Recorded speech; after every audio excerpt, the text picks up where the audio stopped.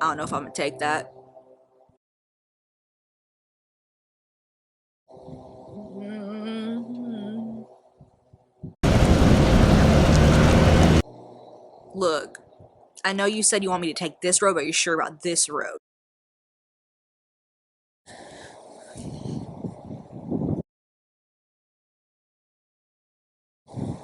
That one? That one right there? With all the thorns and the bushes and tumbleweed and the no water in sight for miles upon miles and dry? Mm-hmm. That one. I don't know what's down that road, but I trust you. Get my little hiking boots on. I'm gonna put them boots on, and you know what I'm saying, we're gonna get to walking. Walk by faith, you know what I'm saying, not by sight, right? That statement could not be more scary. Loosen your grip, you're not gonna slip. What's for you gonna be for you, not gonna be lost.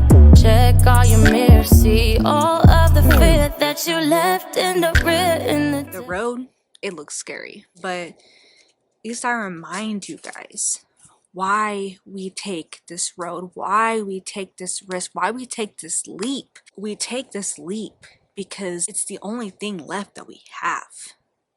I know for me, you guys, I've tried every which other way. I had to learn from a very, very young age how to do things my own way. And I feel like it definitely led me to a lot of hard issues of learning how to trust what's in front of me. You know, I walked that wide path to destruction. So I know what it's like to be on that road. And sure, it was hard. And that's how I lived my life. That if I gotta grind, I gotta get it, I gotta work 2, 3 jobs, you know, in order to make it happen. Because if I didn't make it happen, nobody would.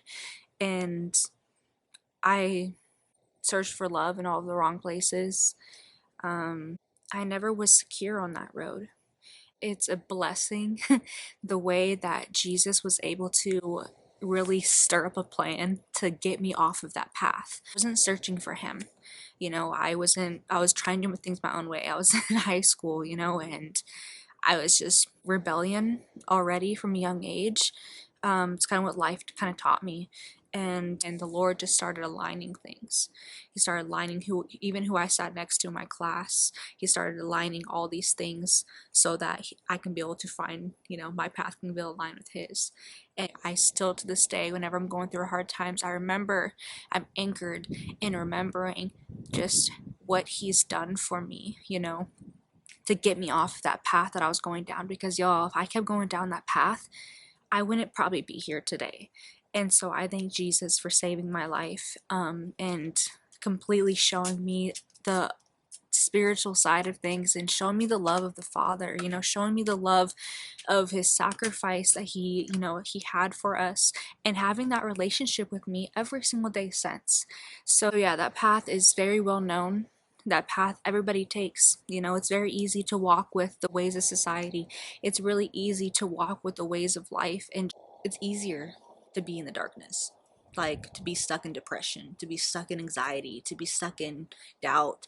Sometimes it's easy to be stuck there because there's no cost of hope. It's expensive, and it's easier to stay in turmoil or in the darkness because there's no effort to have to try to get out. So therefore, that path that I went on, the life that I had, the life that I have now, okay? So I'll take that over the day without Christ any day. I'll take that over going through those trials and tribulations alone, because when I was alone and walking that path alone, that's all I had to keep me and myself company was just me. I didn't have nobody else that I could rely on. I couldn't call out to anybody or call anybody on speed dial and be like, hey, help me out of this rut. Hey, I need a little bit of some joy. I need some encouragement today. Can you uplift me? I had nobody to thirsty. I couldn't drink from their well. You know, I couldn't there was nobody that could satisfy me in what I was going through. I had absolutely nobody but just myself, and that it was a miserable way to live. And so therefore, if the road that Christ has me go down looks scary and it looks like I'm not capable of it, I remind myself that it is not me who is the one who is being called forth. That it's not the same girl that was trying to do things on her own that got her nowhere far that he is calling. He's calling me a victor. He's calling this woman that he's already created me to be to walk down this path. He's calling this woman who has to dig deep, who has to, let go of the things of the past of herself to get up and follow him. He's calling the woman who is willing to sacrifice her flesh, sacrifice her old ways of figuring out problems, to put that down and to pick up the cross, to pick up the ways of righteousness and to follow him. My old ways of thinking even have to die, because the ways that I thought that I can get out of trouble are not the same ways I'm going to be able to get out of trouble on this new path. This way on this new path is going to be different. This way on this new path is going to bring me life. This new path is going to bring me a hope and a future. And so that is the pathway that I have to trust, because the old ways that I was getting me was not getting me far. I have a well now that I can drink from on this path that will never end. I have a creator with me on this path that's never failed, that's a perfect track record. Do you understand me? That was not going to fail. Even though the battlefield looks scary, even though this road looks scary, I have a person that is beside me, who is for me and who is not against me, who is not going to let me fail, who equips me. He instills in me a helpmate that is able to help me even through the battle, who's able to fill me with strength not my own, and I'm able to fight this battle that I've never seen before.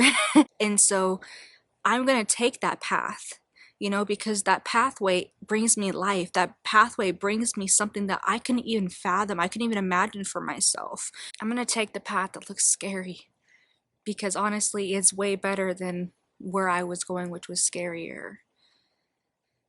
And I have all the help that I need along this path, versus the other one. I may have looked cool, I may have been going in the same direction as many people, but what way were they really going? And what was the really final outcome?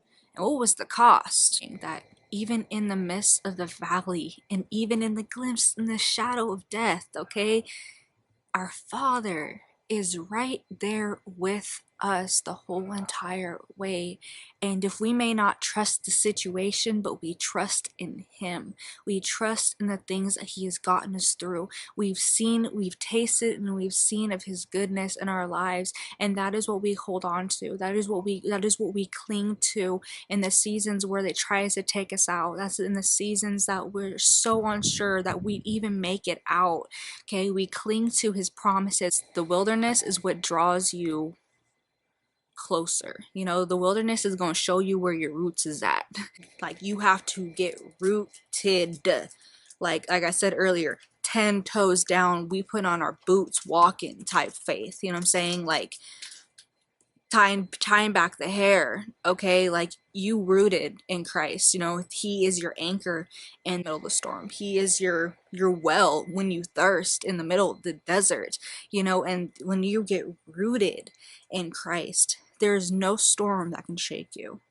And just have courage, you guys, because the pathway that you are traveling down, the one that looks uncertain, the one that you are questioning God about, remember that the road is not to scare you, it is to prepare you. Okay, the Lord, the way that he is taking you, he has already prepared the way. He is just now preparing you. That's 100% something that I had to learn in the season of walking down that pathway that looks scary. It is something that is able to prepare you. It is something that you're able to walk down and get through, even if you don't know how you're getting through it. It is to show you later on of what you're able to go through. You may have walked through the desert with no water in sight, okay? It was dry, but guess what? You did not thirst, because you had a well that was never ending. You may have walked through fire, but you were not burned. And so therefore, The walk is to prepare you, it is not to destroy you. So please have faith, have hope, and just continue to walk it no matter what circumstances you're going through in the moment. You're going to be so motivated. Like once you get out of that road and once you continue and once you get to the promised land of which God has called you to go to, there is going to be nothing that's going to be able to stand in your way, okay? This road, it is equipping you to, it is strengthening you. This is your training ground. It's literally teaching you that you are a lot more stronger than you think that you are. It is drawing something out of you that you didn't know was there. This road looks scary, you know what I'm saying? Because that is to intimidate the weak. You are not weak, you are strong. And so therefore you will overcome all that was set against you because you walk beside a God who will not let you fall.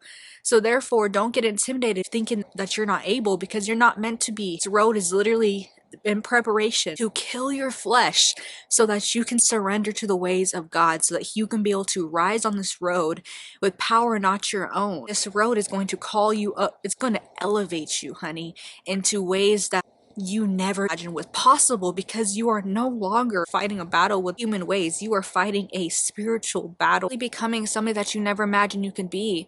You're transforming into who God sees you to be. You're going to go through some temptations. Look at Jesus. Jesus faced it too. Jesus was tempted by the devil and he came out stronger, so you gonna get through it too. Don't fear your situation, fear God, because he really is capable to do all things. He can make anything work. He can make all things come together for your good, honey. So I just kind of wanted to share that with you guys this amazing morning and just encourage and uplift you to keep walking that path, put them boots on, and continue to rise up against all odds. Bye guys. You don't know my name, that's okay, cause see, I'm known in the gates, got my papers, yeah. Jesus came to earth and they slayed, but 3 days on the clock, then he came up and changed us.